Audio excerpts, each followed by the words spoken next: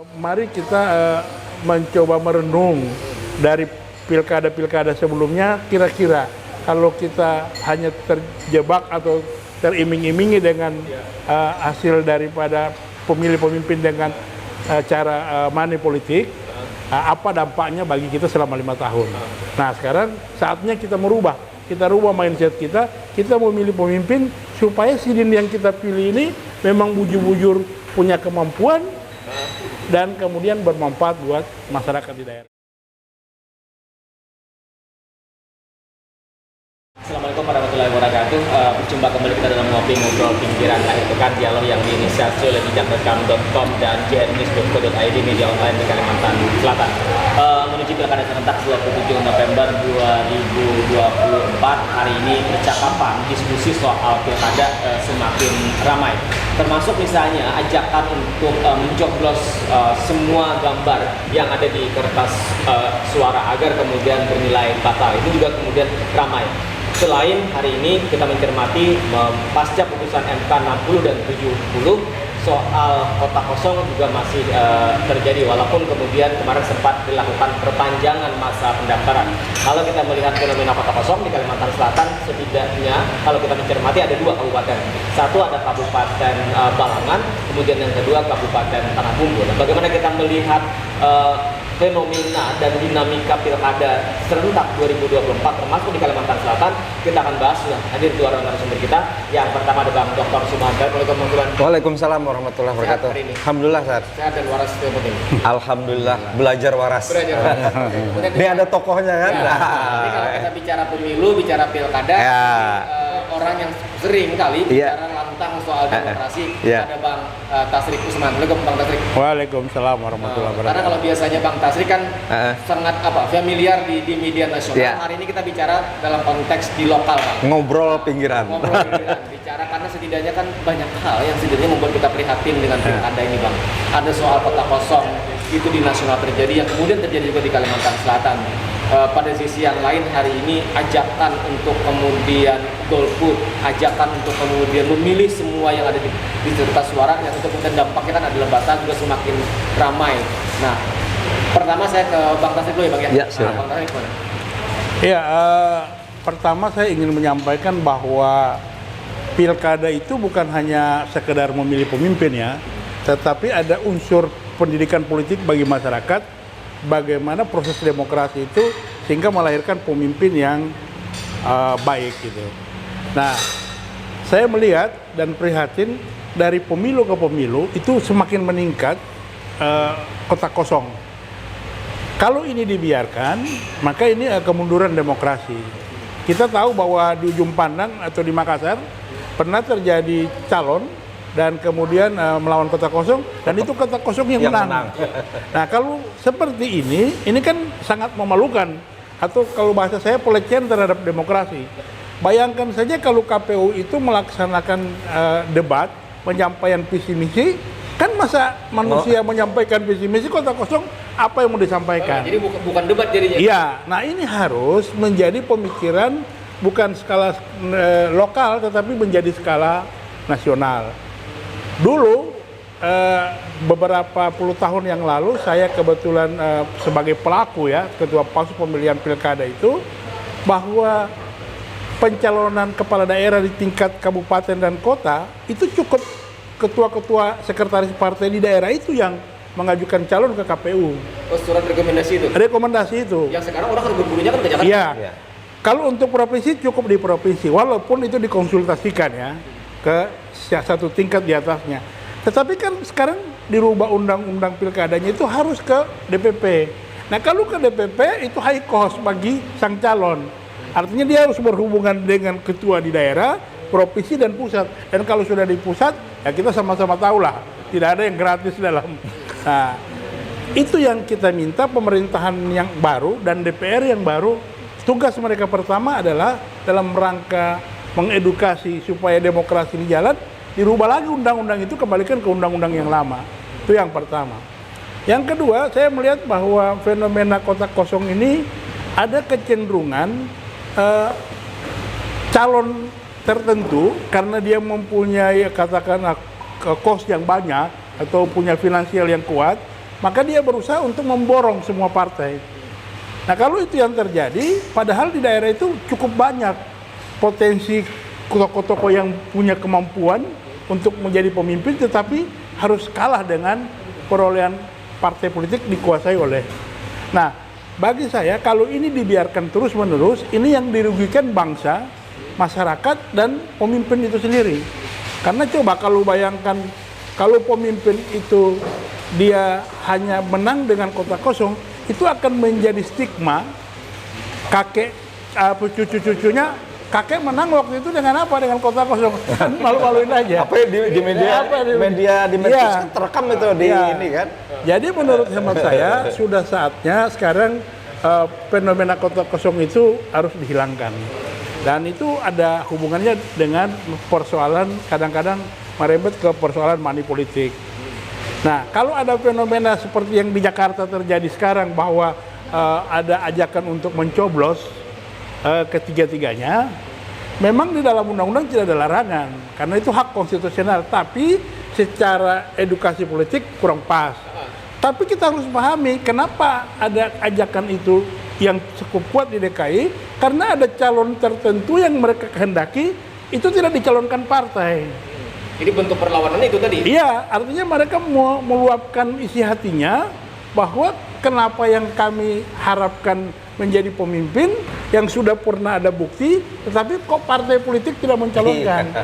Gitu. Bang Tasrik, kan orang bisa juga beralasan, kemarin kan sudah diberikan waktu tambahan tuh pendaftaran ketika calonnya calon tunggal, tapi juga tetap tidak ada yang mendaftar, karena memang jangan-jangan menurut mereka nih alasannya, tidak ada orang lain yang kemudian mau berkontestasi, memang genuine tidak ada pilihan misalnya, memang ini bukan settingan, tapi memang betul-betul tidak ada orang yang mau maju misalnya. Bang Tasrik percaya nggak? Saya nggak percaya, karena apa? Kan MK 70 itu, 60-70 itu setelah seluruh calon-calon di seluruh Indonesia sudah pegang rekomendasi. Jadi itu nonsen, itu dirubah. Karena ketika misalnya saya dengan Mas Bandi sudah nyalon, dibawa ke KPU, kemudian sudah didaftar, kemudian sudah mereka, itu tidak boleh dicabut. Tidak boleh dicabut. Jadi itu basa-basi aja menurut saya. Itu tidak mungkin. Makanya diberi kesempatan pun tidak mungkin.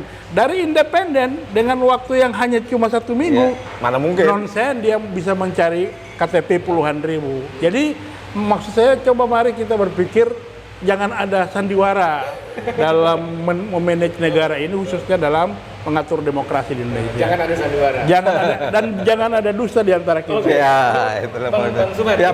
menarik nih. Iya, udah lengkap itu sebenarnya. Bang Suman gimana? Kalau saya kan tadi sebenarnya sudah sangat lengkap ya, yang dijelaskan sama dengan apa yang menjadi pikiran kita.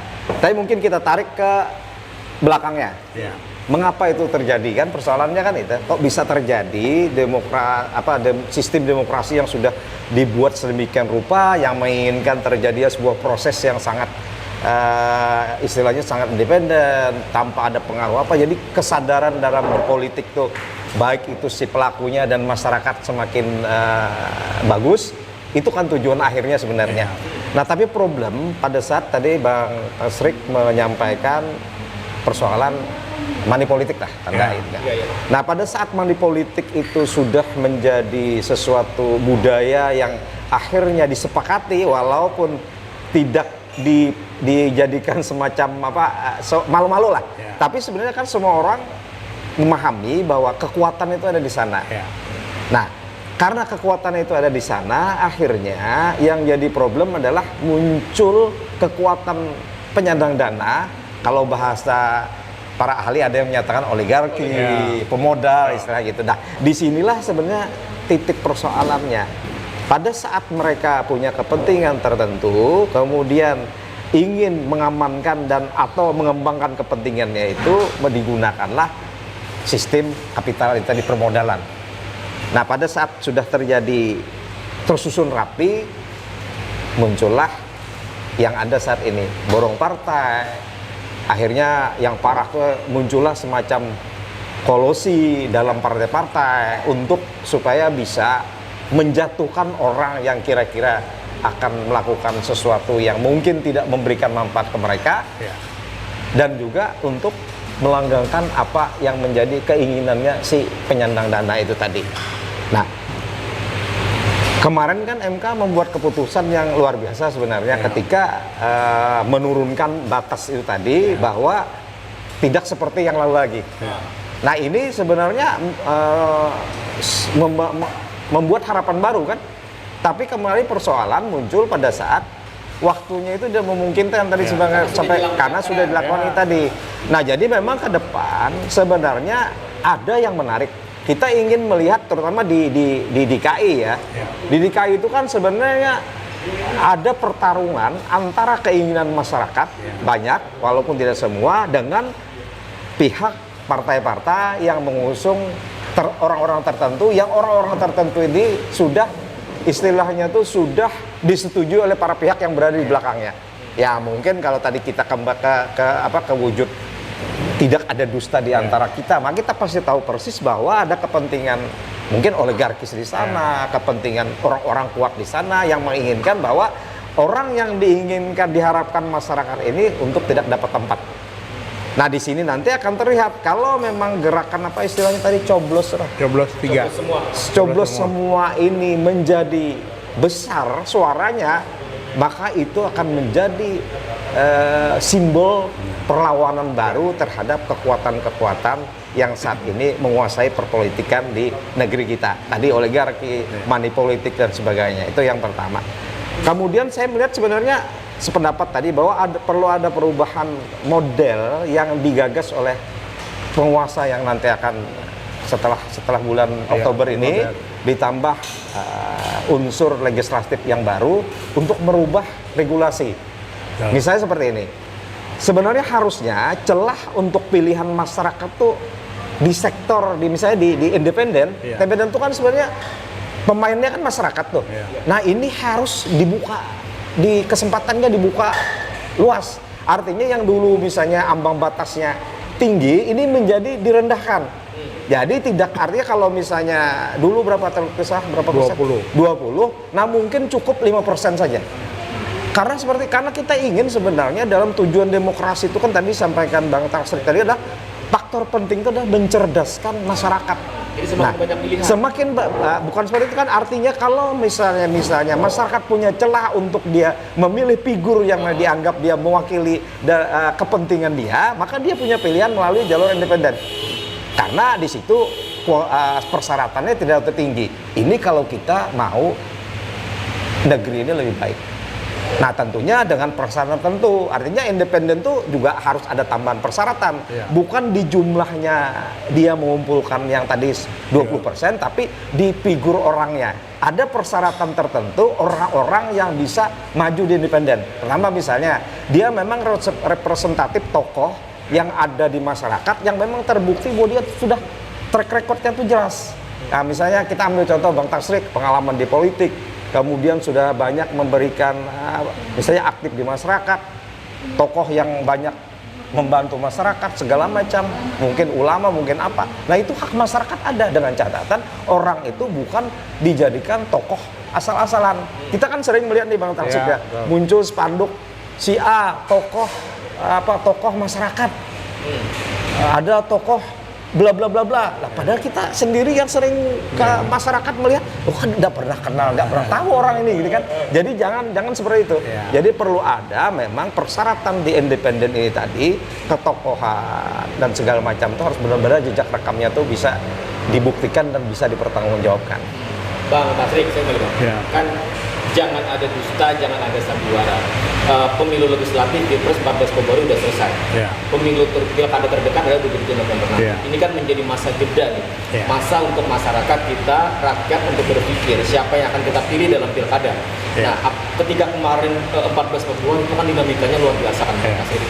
Bagaimana soal nuansa pemilu yang dengan kompetisi dan segala macam, ada soal politik uang dan segala macam. Marak politik uang, penekanan dan sebagainya itu kan. Jadi kita ingin masa jeda ini masa untuk kita berpikir.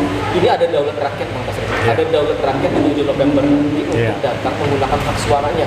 Jadi orang tanggal 27 November itu kan Bang tidak sekedar datang ke TPS, masuk ke bilik dan melambangkan kertas suara. Tapi bagaimana kita ingin memastikan, memberikan edukasi kepada masyarakat, ayo hati-hati dalam memilih nih. Jangan karena politik uang, jangan karena intervensi, tapi lihat gagasan misalnya. Setidaknya kan selemah-lemahnya upaya yang kita lakukan, hanya itu yang bisa kita lakukan kan Bang, untuk kemudian agar demokrasi kita menjadi demokrasi yang substansial. Seringkali Bang Taufik bilang, bukan hanya demokrasi prosedural, berhitung suara aja Bang Subhan.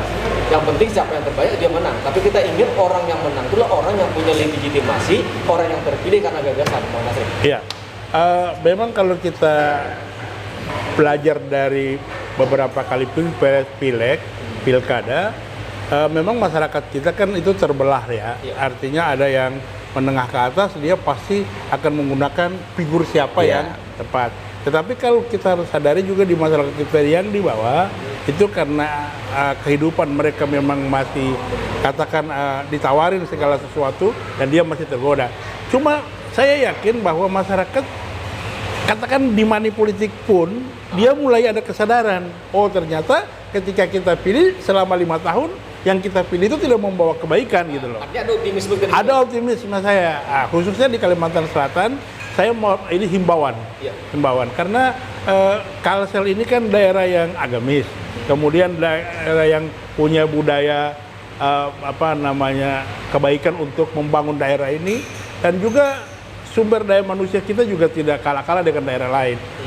Saya punya keyakinan bahwa pilkada nanti masyarakat di Kalimantan Selatan akan lebih banyak kecenderungannya memilih karena figur dibanding dengan money politik seperti yang dikatakan Mas Subhan tadi. Karena bahayanya kalau masyarakat memilih karena faktor money politik itu banyak bahayanya. Pertama, demokrasi kita itu bisa dibeli.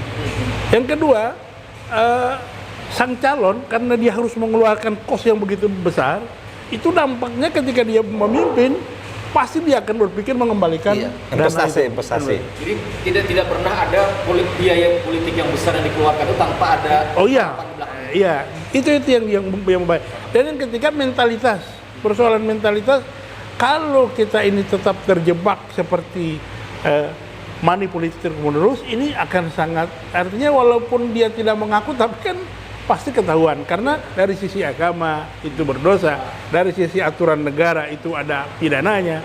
Tetapi kan ini harus saya berharap ke depan sudah harus pemerintah pusat dan pemerintah DPR RI harus mencoba seperti kata Mas Madi tadi, memikirkan bagaimana memperbaiki demokrasi itu. Misalnya kalau khusus di pileg ya, di pileg ini kan kadang-kadang kita melihat atas nama demokrasi lalu pemilihan langsung. Tetapi pada kenyataannya tidak jalan itu. Banyak yang terpilih, mohon maaf, karena tadi kata Mas Bani tidak melalui kaderisasi yang matang, sehingga karena dia cuma main dana politik, money politik, terpilih 5 tahun dia nggak bisa ngapa-ngapain. Itu mulai dari DPR RI, DPR provinsi, dan kita melihat aja itulah.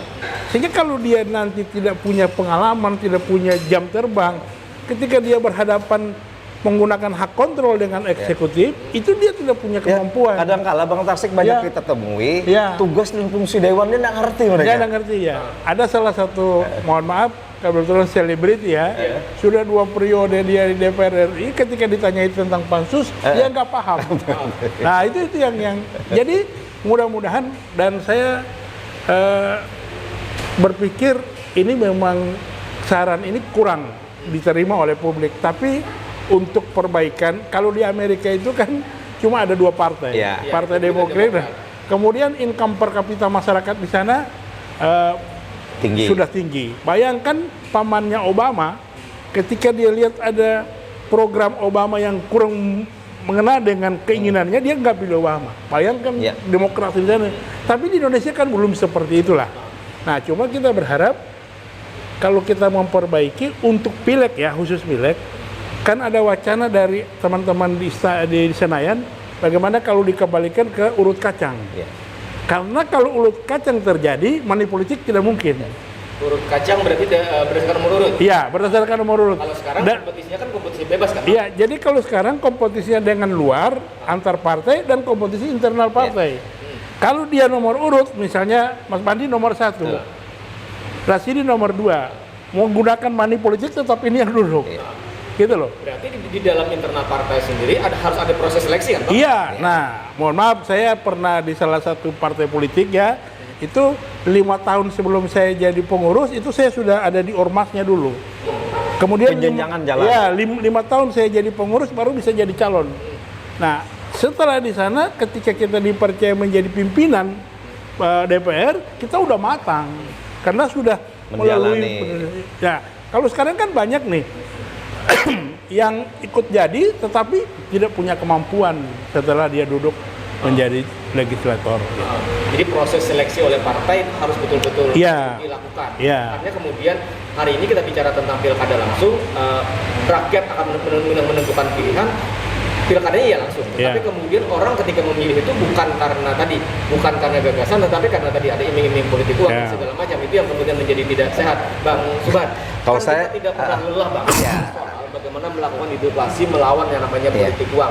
Pendidikan politik itu kan harus selalu kita lakukan. Iya. Kita tidak pernah lelah untuk di situ, karena ini setidaknya yang harus kita ingatkan agar kita berharap demokrasi kita menjadi demokrasi yang sehat, pilkada kita menjadi pilkada yang terus lebih baik. Ya. Tadi kata Bang Tasrif, kita masih punya harapan nih 27 November nanti. Jadi sebenarnya Bang Rasidi, harapan itu bisa cepat terwujud. Ya. Sangat cepat sebenarnya bisa diwujud. Kuncinya ada di partai politik. Ya. Nah, problem kita ini kan salah satu yang paling besarnya kan ada di partai politik. Seandainya partai politik itu punya komitmen kuat untuk mencerdaskan berdemokrasi yang cerdas, maka problem itu akan selesai. Ya. Nah, sekarang kan misalnya tadi saya sependapat dengan Bang Tarsik, karena dulu sebenarnya partai itu kan kadernya itu kan mulai dari tingkatan organisasinya sampai naik sampai segala macam, lalu akhirnya berhasil masuk ke elit atas. Ya. Ada proses. Kalau sekarang kan tidak ada proses, bahkan orang dengan mudah bisa menjadi ketua partai, Ya.